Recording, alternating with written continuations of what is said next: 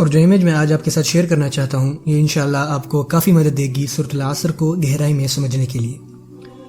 فرض کریں کہ آپ ڈوب رہے ہیں اور آپ اپنے ہوش و حواس میں بھی نہیں ہیں۔ دو چیزیں، آپ ڈوب رہے ہیں اور آپ اپنے ہوش میں بھی نہیں ہیں، تو کیا آپ کے پاس زیادہ وقت ہے؟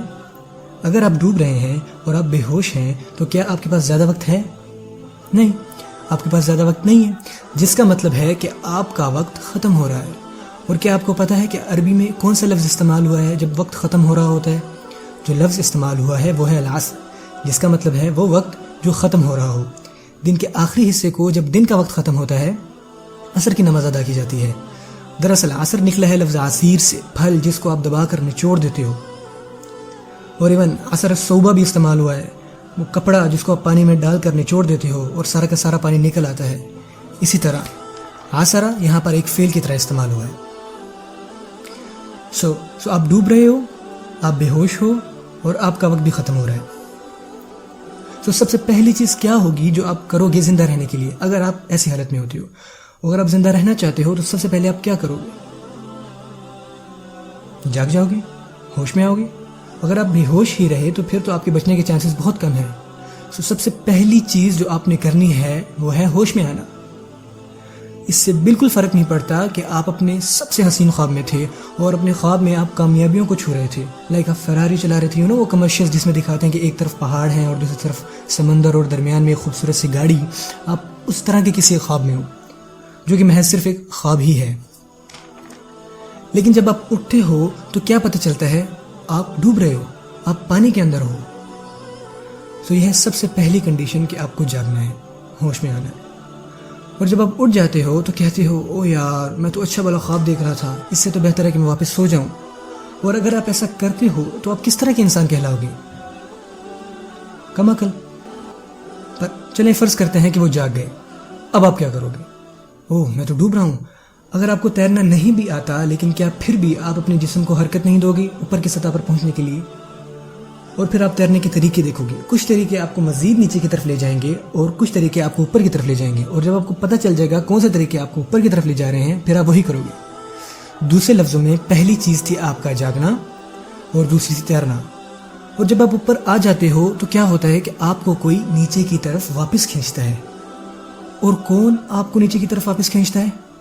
آپ یقین نہیں کرو گے، یہاں ایک زنجیر ہے آپ کے پاؤں پر اور دوسری جانب آپ کا رشتہ دار، آپ کا کزن سو رہا ہے اور وہ آپ کو اپنی طرف کھینچ رہے ہیں۔ اور اب آپ اس لیے ڈوب رہے ہیں کیونکہ آپ کا کزن سو رہا ہے۔ اب آپ کیا کرو گے؟ یقیناً آپ اسے جگاؤ گے اور آپ اس کو اس لیے نہیں اٹھا رہے کیونکہ آپ کو اسے بچانا ہے۔ ہو سکتا ہے آپ کو اپنے کزن کو اٹھانا ہے، بچانا ہے، لیکن ہو سکتا ہے کہ آپ کو اپنا کزن پسند ہی نہ ہو، مجھے نہیں پتا۔ لیکن یہاں پوائنٹ یہ ہے اگر آپ اس کو نہیں اٹھاتے تو اس کے ساتھ ساتھ کون ڈوب جائے گا؟ آپ۔ اور آپ اسے اٹھاتے ہو اور وہ آگے سے کہتا ہے کہ یار خواہ جگا دیا، اچھا خاصا خواب دیکھ رہا تھا، کیوں تنگ کر رہے ہو، چلے جاؤ یہاں سے۔ تو کیا آپ آگے سے یہ کہو گے ہاں ٹھیک ہے مجھے بھی کوئی شوق نہیں ہے، عیش کرو؟ نہیں، آپ ایسا نہیں کر سکتے۔ اگر وہ پھر سو گیا تو آپ پھر اس کو اٹھاؤ گے کہ یار اٹھ جاؤ، تم سچائی کو جھٹلا نہیں سکتے، یہ تو ایک صرف جھوٹا خواب ہے۔ اور جب آپ اٹھ جاتے ہو تو اس بار آپ دونوں باہر کی طرف نکلتے ہو، لیکن اس بار کیا ہوتا ہے؟ آپ دونوں واپس پھر کھینچے جاتے ہو، اپنے بڑوں کی وجہ سے، اپنے پڑوسیوں کی وجہ سے، اپنے دوستوں کی وجہ سے، اپنی اولاد کی وجہ سے، اپنے بھائیوں کی وجہ سے۔ آپ کی زندہ رہنے کے لیے 4 عمل درکار ہیں۔ پہلے خود کو جگانا، پھر تیر کر اپنی جان بچانا، پھر ان لوگوں کو سمجھانا جو آپ کے ساتھ جڑے ہوئے ہیں کہ یہ سچ ہے۔ اور اگر وہ تھک جاتے ہیں اور اگر ان میں سے کوئی کہتا ہے کہ یار میں یہ مزید نہیں کر سکتا، ہم یہ کام بار بار کر رہے ہیں اور مجھے نہیں لگتا کہ میں مزید کر پاؤں گا، لیکن آپ آگے سے کہتے ہو نہیں ہم اپنی منزل تک پہنچیں گے، ہمت مت ہارو، ہمت سے کام لو۔ کیا آپ نے کبھی اس طرح کی کارٹون نہیں دیکھے جس میں کچھ لوگ کہیں سے بھاگنے کی کوشش کر رہے ہوتے ہیں اور ان میں سے کہتا ہے کہ یار میں تھک گیا ہوں، میں مزید یہ نہیں کر سکتا، اور دوسرا کہتا ہے نہیں ہم چلیں گے، ہم اپنی منزل تک پہنچیں گے، اور وہ پہنچ جاتے ہیں۔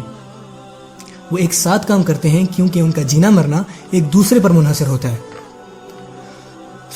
اللہ تعالیٰ کیا فرماتے ہیں؟ والعصر، وقت ختم ہو رہا ہے۔ پھر فرماتے ہیں ان الانسان لفی خسر، اس کی ٹرانسلیشن ہے کہ تمام انسان خسارے میں ڈوبے ہوئے ہیں سوائے الا الذین آمنوا، وہ لوگ جو ایمان لائے۔ ایمان لائے کس پر؟ اللہ تعالیٰ نے یہ نہیں فرمایا کہ آمنوا باللہ و ملائکتہ و کتبہ و رسلہ والیوم الآخر والقدر خیرہ و شرہ من اللہ تعالیٰ. نہیں، ایسا کچھ بھی نہیں کہا، جبکہ یہ تمام باتیں اس میں شامل ہیں. سورت کے سیاق کے مطابق، سورت کے کانٹیکس کے مطابق سب سے پہلی چیز جس پر ان کو یقین کرنا ہے وہ ہے کہ وہ خسارے میں ہیں، وہ ڈوب رہے ہیں. اور اگر وہ اس بات کا یقین کر لیتے ہیں اور اپنا ایمان درست کر لیتے ہیں، اب انہیں کیا کرنا ہے؟ تیرنا ہے اور اوپر کی طرف جانا ہے. اور اللہ تعالیٰ نے اس عمل کو کیا کہا ہے؟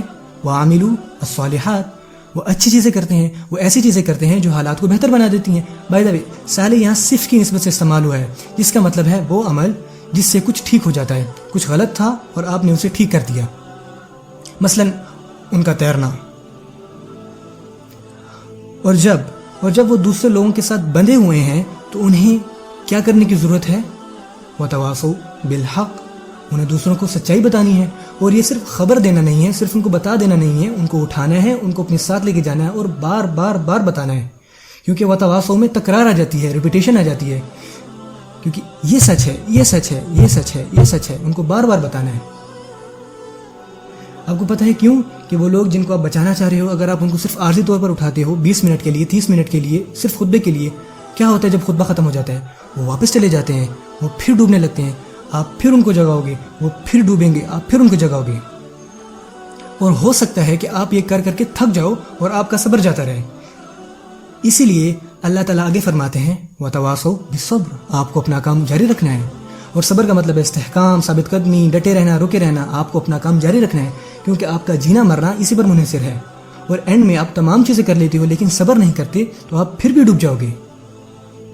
اور اگر آپ ہار مان جاتے ہو، اگر آپ کے پاس ایمان ہے اور آپ اچھے کام کرتے ہو اور آپ لوگوں کو حق بتاتے ہو لیکن آپ کے پاس صبر نہیں ہے، آپ پھر بھی ڈوب جاؤ گے.